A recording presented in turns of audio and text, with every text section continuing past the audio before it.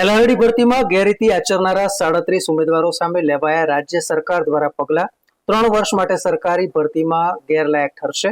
વર્ષ 2021માં ઉમેદવારોએ આચરી હતી ગેરરીતિ।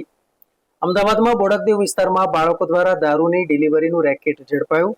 8,000 પગાર અને બોટલ દીઠ ₹200 કમિશન આપતા હતા।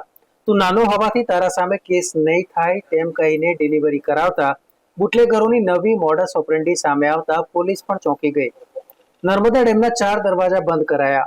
ઉપરવાસમાંથી પાણીની આવક ઘટતા લેવાયો નિર્ણય। સપાટી 135.15 મીટરે પહોંચી નીચાણવાળા વિસ્તારોને મળી રાહત। વલસાડમાં આદર્શ નિવાસી શાળામાં શિક્ષણ વિભાગની બેદરકારી આવી સામે। વિદ્યાર્થીને આપવાની સાયકલો ધૂળ ખાતી અને કાટ ખાતી હાલતમાં જોવા મળી। ગરીબ વિદ્યાર્થીઓને આપવાની હતી આ સાયકલો। જમ્મુ કાશ્મીરના ડોડામાં સેના અને આતંકવાદીઓ વચ્ચે અથડામણ। આર્મીના કેપ્ટન થયા શહીદ। 4 આતંકવાદી ઠાર મરાયા।